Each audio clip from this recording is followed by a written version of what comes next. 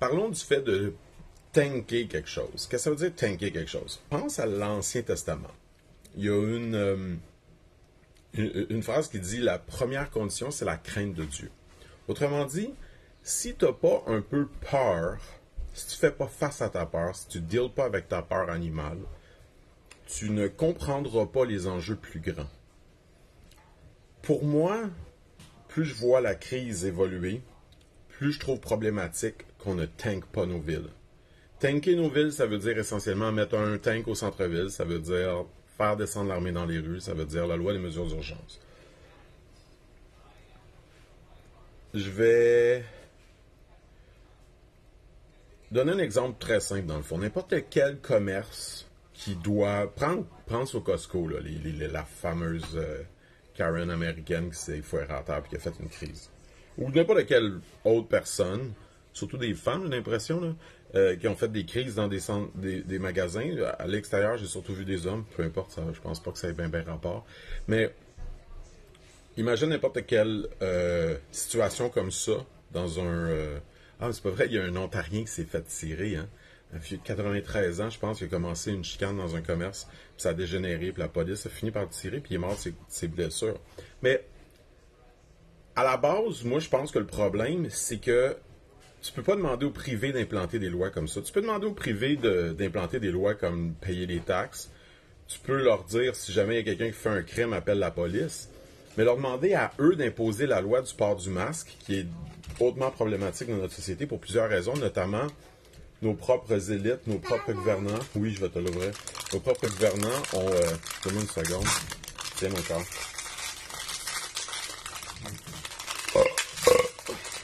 Tiens, mon amour. 2 couleurs. Ont banalisé le masque, puis ils ont juste parlé du lavage de mains au début. Donc, autrement dit, excusez, nos propres gouvernements ont dit que le masque était pas vraiment important au début de la crise. Puis c'est une grosse erreur. En Asie, ils n'ont pas du tout fait cette erreur-là. Puis, tu sais, si tu regardes la crise d'un point de vue planétaire, là, moi, j'ai toujours été très pro-ONU. Je pense qu'il faut un gouvernement mondial, il faut s'unir, il faut travailler ensemble, il faut partager. Partager, le mot-clé. Il faut partager. Hein, lâche-moi des conspirations de c'est quoi le gouvernement qui veut te contrôler. Non, le but d'une gouvernance mondiale, c'est de partager de façon mondiale parce qu'on est une humanité. Fin de la parenthèse. Mais regardons la crise d'un point de vue mondial. Si on avait agi rapidement dès, je crois que c'est novembre, qu'on a su qu'en Chine, il y avait une telle pandémie, si dès novembre, on avait réagi planétairement, on n'en aurait quasiment pas eu de crise. C'est pas compliqué. On l'aurait étouffé super vite. Si dès le début, tout le monde avait mis un masque, on dit, OK, on rentre en mode pandémie, on met un masque, on se lave les mains, on limite les contacts, on peut continuer même le travail. On n'aurait pas été obligé d'étouffer l'économie autant. On peut continuer certaines choses, mais on applique des mesures de distanciation sociale, comme il va falloir qu'on apprenne à le faire parce que ça ne sera pas la dernière pandémie. Si on avait fait ça en novembre, honnêtement, on l'aurait réglé avant décembre. Du moins, on l'aurait réglé en 2019. Ça aurait été vraiment le COVID-19, ça aurait été en 19. Là, c'est rendu un massacre de 20. Puis ça va peut-être continuer des années, puis les conséquences économiques vont être longues. Mais là, en ce moment, on le sait. On est rendu 6 mois plus tard, on le sait. Puis là, ce qui fait que ça continue, c'est qu'il y a beaucoup de récalcitrants. Tu as beaucoup d'adolescents qui s'en calissent. Alors, les stats les tuent pas beaucoup. Ça les tue, mais pas beaucoup. Fait qu'ils sont comme... I'll roll the dice on that one. Puis, il y a tous les... Je vais les appeler les paranoïaques, parce que j'aime pas le terme conspirationniste, parce que je trouve ça correct de voir des conspirations. S'il y a 2 personnes qui conspirent contre une autre personne, il y a une conspiration. Donc, il y a des conspirations sur la Terre. Je pense que c'est même pas la question. Mais c'est quand ta conspiration est stupide. Fait que là, à cause qu'il y a des conspirations stupides, on est contre les conspirations. Non, ça, c'est stupide. Donc, il faut juste être contre les paranoïaques. C'est de la paranoïa non scientifique aussi. Hein. N'oublions pas que leurs argumentaires sont fondés sur des non-faits.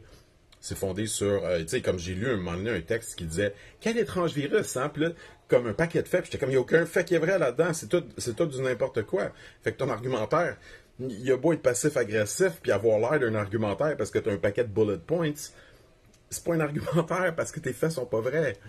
Ils sont pas proches d'être vrais. Je comprends que des faits peuvent être discutables, puis il peut y avoir différentes théories scientifiques, mais quand tu es complètement dans le champ, sais, puis remarquons que la plupart de ces gens-là, c'est des gens qui n'ont pas voulu étudier les sciences au secondaire puis au cégep puis whatever. Mais là, c'est rendu des experts scientifiques tout à coup. Anyway. Fait que pour moi, ça prend... Je vais revenir à la notion du privé, là. Tu peux pas demander au privé d'appliquer une loi comme ça. Puis la police devient débordée à cause de ça. Quel support gouvernemental existe dans une situation telle? Loi de mesures d'urgence, l'armée. L'armée va avoir un centre. Puis à ce centre-là, mets donc un tank. Moi, j'appelle ça tanker. Parce que là, ça devient symbolique. C'est même plus une question. Tu sais, je comprends le defund the police de Black Lives Matter. Je suis d'accord avec le sentiment derrière. Mais en même temps, l'idée, c'est pas une question d'argent. C'est une question de comment tu appliques les principes.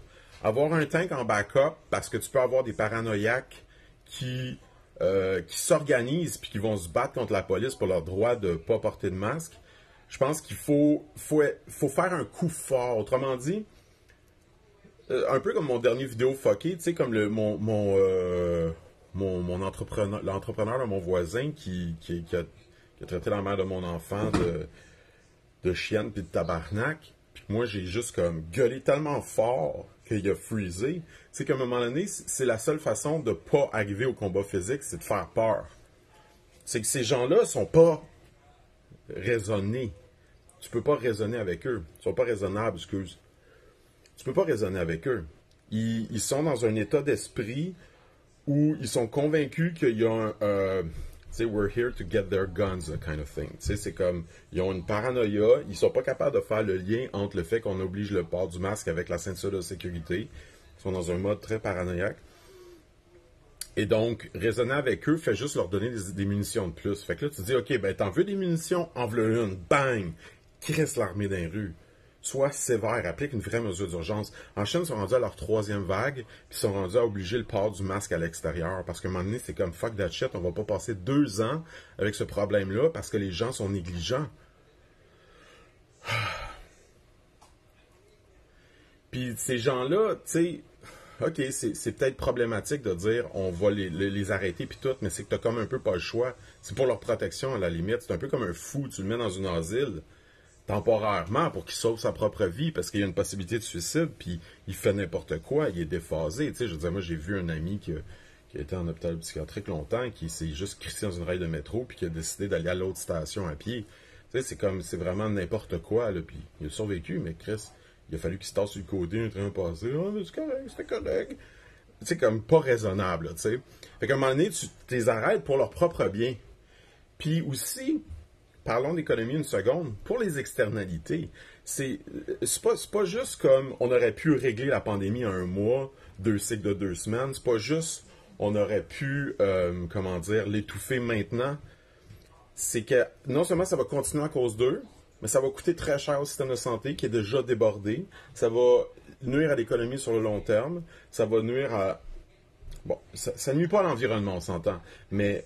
Tant mieux. Puis c'est la bonne nouvelle du coronavirus. Puis je suis pas d'accord avec Greta là-dessus. Greta Thunberg, là, la Suédoise, la jeune Suédoise, elle voulait pas du tout dire c'est une bonne nouvelle environnementale, le COVID, parce qu'il y a du monde qui meurt.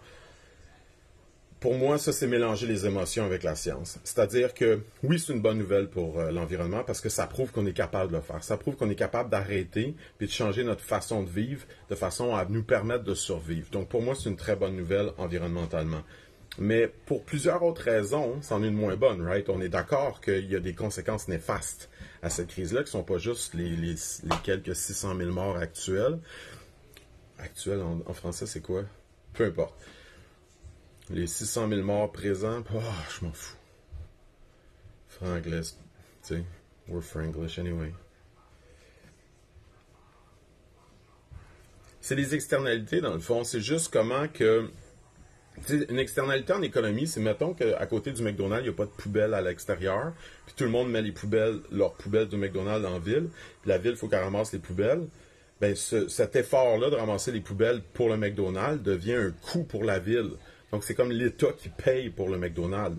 Mais de la même façon, le McDonald's peut rendre des gens obèses, puis les conséquences de ça dans un système socialiste de santé comme le nôtre, c'est l'État qui va payer les conséquences de la malnutrition.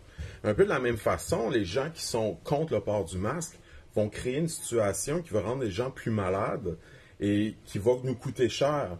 Donc, non seulement il y a des arguments, comment dire, d'urgence, puis de loi de mesures d'urgence, puis les protéger eux-mêmes, puis, tu sais, put them in jail, carrément. Moi, je suis comme, mets-les en prison, mets un tank. Fuck de bullshit, là. Il faut prendre une... Il y a plusieurs pages. Tu sais, on aime bien dire qu'on est plus libre que la Chine, mais il y a plusieurs choses qu'on peut apprendre de la Chine ici. C'est que il faut être radical, il faut vraiment l'étouffer, ce truc-là. Puis, il faut pas avoir peur du masque. Tu sais, eux autres, ça fait longtemps qu'ils portent le masque là en Asie. Il est sale. Tu veux-tu que je te le nettoie? Montre-moi ça. Ah, c'est le bout que t'aimes pas. Tiens.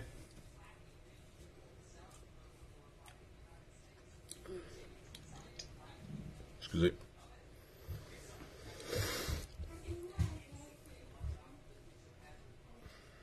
Je pense que ça revient un peu à la notion de yin-yang. C'est-à-dire que c'est correct d'avoir une société ouverte je sais pas moi, tu sais, qui respecte la vie des transgenres, qui respecte la vie des homosexuels, qui respecte les droits aux immigrants, puis etc., puis d'avoir une culture très démocratique, progressiste, etc. Mais il faut comprendre que des fois aussi, il faut être capable d'avoir la main forte. Ce qu'ils appellent des fois la main de fer dans un gant de velours. C'est-à-dire que, tu sais, le père à Trudeau l'a fait, la loi des mesures d'urgence, puis je suis sûr que Trudeau, il est réticent par rapport à cette loi-là à cause de l'histoire de son père. Il veut pas reproduire l'histoire de son père. Mais c'est quelque chose qu'il faut absolument faire, à mon avis, parce que ça fait déjà 4 mois que je le dis. Je sais que j'ai été plus rapide que d'autres à le dire. Je l'ai dit à une époque où, Arruda disait de se laver les mains, puis le masque, c'était pas important, là. Fait que, je comprends que j'ai peut-être été pionnier dans l'idée, mais là, à un moment donné, il faut l'embrasser. Il faut vraiment embrasser la loi des mesures de guerre, laisser l'armée aider la police à imposer ces mesures sévères-là, et même, à la limite, carrément faire le pas en avant, puis aller comme en Chine, puis dire, port du masque obligatoire partout. On le met partout. Ça va être plus facile si l'armée, dans la rue, va pouvoir tout de suite intervenir avec les gens puis éviter le conflit à l'intérieur d'un commerce. Juste comme, regarde, on porte le masque, on éteint la crise, on l'éteint. Puis on règle ça une fois pour toutes parce que sinon, ça va durer vraiment trop longtemps puis ça va coûter trop cher puis ça va avoir trop de conséquences négatives. Puis il va y avoir plein de suicides, il va y avoir plein de retards académiques, il va y avoir plein de traumas chez les enfants, puis etc., puis etc., puis etc., tu sais.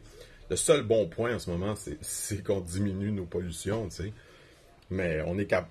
Le seul argument là-dessus, c'est qu'on est capable de le faire. Mais pour le reste, socialement, c'est un problème. Donc, bref, si on est capable d'au moins garder en tête que c'est important la santé publique et donc l'environnement, et en même temps, être sévère par rapport à ça, puis justement se dire, soyons sévères aussi dans l'implantation des mesures environnementales, ce qui est complètement un autre sujet.